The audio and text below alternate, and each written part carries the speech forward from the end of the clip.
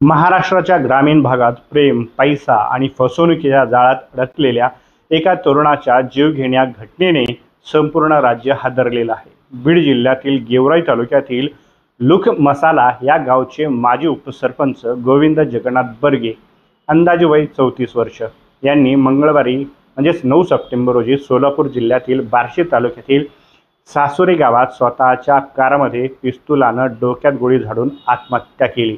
ती आत्महत्या आहे की हत्या, हा एक प्रश्नचिन्हच उपस्थित होत आहे.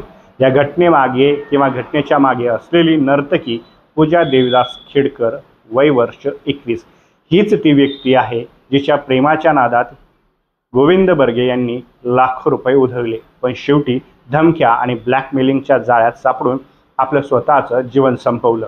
पोलिसांनी पूजाला अटक केली असून तिच्यावरती गुन्हा दाखल झालेला आहे. न्यायालयाने तिला 3 दिवसांची पोलीस कोठडी देखील सुनावली आहे. या प्रकरणात आत्महत्या की हत्या असा प्रश्न वारंवार उपस्थित होत असून नातेवाईकांनी घातपाताचा किंवा हत्या केल्याचा संशय व्यक्त केलेला आहे. या घटनेचे सखोल विश्लेषण या व्हिडिओच्या माध्यमातून आपण करणार आहोत. नमस्कार, मी सुनील गुले पाटील आणि आपण पाहताय सह्याद्री एक्सप्रेस. पूजा गायकवाडची पार्श्वभूमी ही गोविंदशी संबंध आणि समाजातील धोकादायक प्रवृत्ती यांचा विचार करणं या निमित्तानं तेवढंच आवश्यक आहे. पूजा देवीदास गायकवाड ही सोलापूर जिल्ह्यातील बार्शी तालुक्यातील सासुरे गावची रहिवाशी आहे. वय वर्ष 21 असलेली ही देखणी तरुणी तुळजाभवानी या कला केंद्रात पारगाव येथील या कला केंद्रात येथे ती नर्तकी म्हणून काम करते. तमाशा आणि लोकनृत्यांचा या पारंपरिक कला केंद्रात ती 1.5 वर्षांपासून काम करत आहे. पूजाची ओळख तमाशा क्षेत्रात आकर्षक नर्तकी म्हणून झालेली असून ती इंस्टाग्रामवरती अनेक रील्स शेअर करत असते. तिच्या रील्समध्ये डान्स, लिपसिंग आणि ग्लॅमरस लुक देखील दिसतात, ज्यामुळे तिचे फॉलोअर्स वाढतच आहेत. मात्र या सोशल मीडिया इमेजच्या मागे तिच्या वैयक्तिक जीवनातील गुंतागुंत आणि या कृती समोर आलेली आहे. माहितीनुसार पूजा गरीब कुटुंबातील आहे. तिचे वडील हे शेतकरी असून कुटुंब सासुरे या गावात छोट्या घरात राहतात. ती कला केंद्रात नृत्य करून कुटुंबाची उपजीविका चालवत असते. मात्र या प्रकरणात समोर आलेल्या माहितीनुसार तिच्या जीवनशैलीत अचानक खूप मोठे बदल झाले.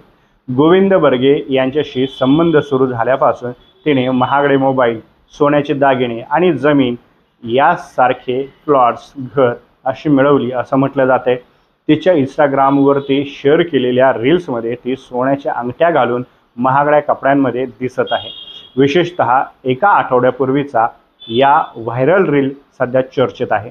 यात तिच्या हातात 500 किंवा 500 रुपयांच्या कोरी करकरीत नोट दिसत आहे आणि ती मला या माणसांची विचित्र सवय लागली आहे, हा माझ्या आयुष्यातून गेला तर माझं फार अवघड होईल असा आशय असलेल्या या गाण्यावरती लिपसिंग करत ती दिसत आहे.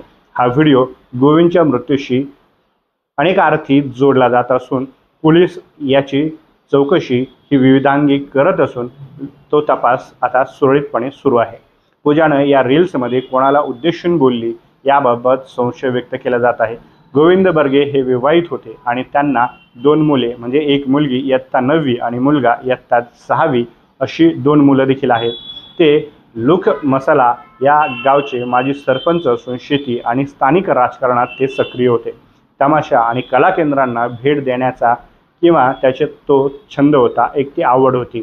1.5 वर्षांपूर्वी सुमारे जानेवारी 2024 मध्ये थापडी तांडा येथील या कला केंद्रात त्यांची पूजाशी ओळख झाली. ही ओळख मैत्रीत बदलली आणि नंतर प्रेम संबंधात विकसित झाली. गोविंद नियमितपणे पारगाव कला केंद्राला भेट देत असत.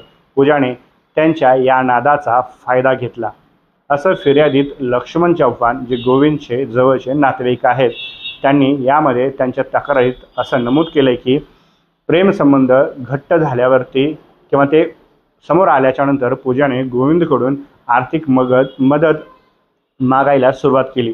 त्यांनी तिला $2.25 लाख रुपयांचा एक आयफोन देखील घेऊन दिला. त्यानंतर सोन्याचे दागिने अंदाजे त्याची रक्कम ही 2 लाखाच्या आसपास असावी असं त्यांचं म्हणणं आहे. त्याचबरोबर बुलेट मोटरसायकल देखील त्यांनी घेऊन दिली. याशिवाय पूजाच्या नातेवाईकांच्या नावावरती प्लॉट आणि शेतजमीन खरेदी केली. 21 जानेवारी 2025 रोजी बार्शी हद्दीतील मिरगणे प्लॉटिंगमध्ये एक प्लॉट किंमत त्याची अंदाजे 6-7 लाख रुपये किंवा 7 ते 8 लाख रुपये असावी, तो देखील त्यांनी घेऊन दिला। गोविंदने तिच्या कला केंद्र सुरू करण्यासाठी 8 लाख रुपये आणि सासुरे गावात एक घर बांधण्यासाठी देखील एक मदत केली आहे, असं देखील त्यांनी म्हटलेलं आहे। मात्र तिच्या मागण्या वाढतच होत्या। गेवराईतील त्यांची नवीन घर तिच्या नावावर करा आणि तिच्या भावाच्या नावावरती 5 एकर शेती घेऊन द्यावी, अशी ती वारंवार गोविंदकडे म्हणत होती, असं चव्हाण यांनी यामध्ये म्हटलेलं आहे। अन्यथा बलात्काराचा खोटा गुन्हा दाखल करीन अशी धमकी देखील तिने गोविंद यांना दिलेली होती, असं देखील फिर्यादीत म्हटलेलं आहे। या सततच्या तगाद्यामुळे गोविंद मानसिकदृष्ट्या खचलेले होते।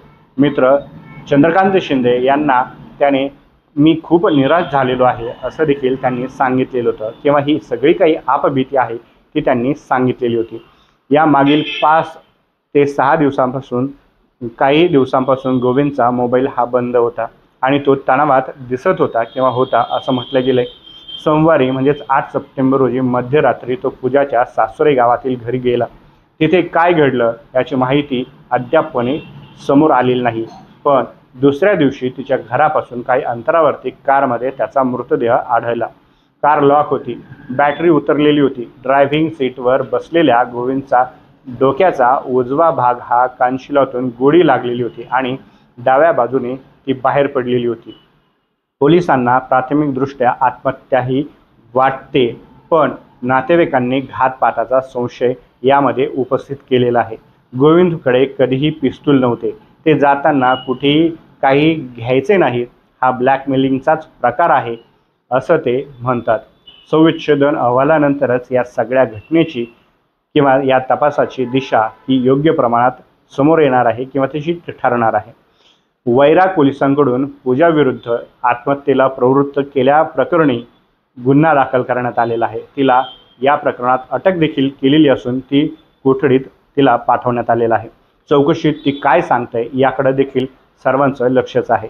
नातेवाईक लक्ष्मण चव्हाण यांच्या फिर्यादीनुसार पूजाने गोविंदला गावी बोलावून हत्या केली, असा आरोप देखील केलेला असल्याचं समोर येते। मित्र आणि कुटुंबियांनी सखोल चौकशीची यामध्ये मागणी केलेली आहे। पोलीस पिस्तुलाचा तपास करत असून CCTV फुटेज आणि साक्षीदारांच्या चौकशी देखील या प्रकरणात सुरू आहेत। हे प्रकरण केवळ वैयक्तिक दुःखांत नाहीये, तर ग्रामीण महाराष्ट्रातील सामाजिक एक समस्या या निमित्तानं उघड करणार आहे। तमाशा आणि कला केंद्रांमध्ये नर्तकांशी होणारे संबंध अनेकदा आर्थिक शोषणात बदलतात। गोविंदसारखे विवाहित पुरुष राजकीय पद आणि आर्थिक क्षमतेच्या जोरावर या जाळ्यात अडकतात। पूजासारख्या तरुणांच्या किंवा तरुणींच्या सोशल मीडिया इमेजमुळे तरुणांच्या मनात चुकीच्या कल्पना देखील निर्माण होतात। यातून नैराश्य, ब्लॅकमेलिंग आणि कधीकधी हत्या देखील होतात। सरकारनं अशा कला केंद्रावरती नियंत्रण ठेवावं, तरुणांना जागरूक करावं आणि कायद्याची अंमलबजावणी कठोरात कठोरपणे करावी। गोविंदच्या कुटुंबाला या माध्यमातून न्याय मिळावा हीच एक खरी गरज आहे। अन्यथा अशा घटना या काही प्रमाणात वाढतील आणि ग्रामीण समाजाचं किंवा सलोखा धोक्यात येतील। हे प्रकरण एक या माध्यमातून काहीतरी धडा शिकवत आहे। प्रेमाच्या नावाखाली होणारी फसवणूक रोखण्यासाठी सर्वांनीच सजग राहणं तेवढंच गरजेचं आहे। एकूणच या व्हिडिओबद्दल आपल्याला काय वाटतं ते कमेंट बॉक्समध्ये मांडायला विसरू नका आणि आपल्या सह्याद्री एक्सप्रेस या चॅनलवरती आपण नवीन असाल तर चॅनलला सबस्क्राईब करायला मात्र विसरू नका। तुर्तास धन्यवाद। नक्कीच भेटूयात पुढील व्हिडिओत।